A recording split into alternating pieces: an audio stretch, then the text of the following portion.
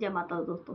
अगर आप भी अपने जीवन में धन की कमी से जूझ रहे हैं, यानी कि धन की कमी आपको परेशान कर रही है, तो आप जैसे आपके धन में वृद्धि हो जाए, तो इसके कुछ मैं उपाय बताने जा रही हूँ। आपके ग्रहों से संबंधित वस्तुओं का दान करके, साथ ही जो आपके ग्रह होते हैं जन्म कुंडली के अंदर, वो उनसे संबंधित देवता की आप पूजा करके, उनके संबंधित वस्तुओं का दान करके आप अपने धन में वृद्धि कर सकते हैं। तो अगर मेरे द्वारा दी गई जानकारी अगर आपको अच्छे लगे तो इस वीडियो को लाइक करें, शेयर करें, साथ ही अपने चैनल को सब्सक्राइब करें।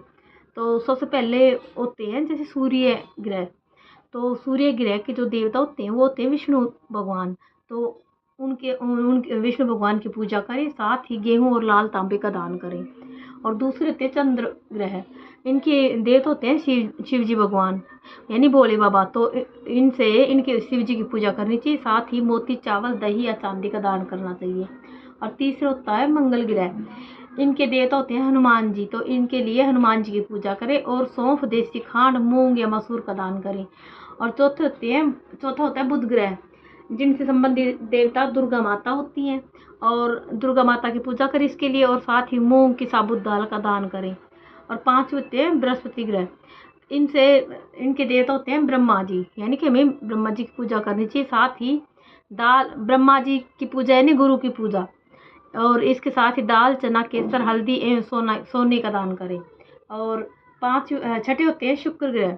शुक्र ग्रह की जो देवता होते हैं वो लक्ष्मी माता होती है। तो इसके लिए हमें लक्ष्मी माता की पूजा करना चाहिए, साथ ही ज्वार, दही, हीरा या मोती का दान करना चाहिए। और 7वें होते हैं शनि महाराज। तो इनके शनि ग्रह तो इनसे संबंधित देवता होते हैं भैरव बाबा। तो इसके लिए हमें भैरव बाबा की पूजा करनी चाहिए, साथ ही लोहा अथवा तेल का दान करना चाहिए। और 8वें होते हैं राहु ग्रह। राहु ग्रह का जो देवता होते हैं वो सरस्वती माता होती हैं। तो इसके लिए हमें सरस्वती माता की पूजा करनी चाहिए, साथ ही जो सिक्का, गोमेद या सरसों का दान करें। और 9वां होता है केतु ग्रह। इनके देवता होते हैं गणेश जी। इसके लिए हमें गणेश जी की पूजा करनी चाहिए, साथ ही तिल का दान करना चाहिए। लेकिन एक बात का विशेष ध्यान रखें, कभी भी जैसे आप किसी भी गृह संबंधित वस्तु का जो दान कर रहे हैं, तो दान उसी वस्तु का अपनी जन्म कुंडली में देखें कि अगर आपकी जन्म कुंडली में जो भी ग्रह है नीच अवस्था में बैठा है, तो उसका ही हमें दान करना चाहिए, उस संबंधित वस्तु का ही। और अगर उच्च का बैठा कोई ग्रह हमारी जन्म कुंडली के अंदर, तो उस ग्रह संबंधित वस्तुओं का भी दान कभी भी नहीं करना चाहिए।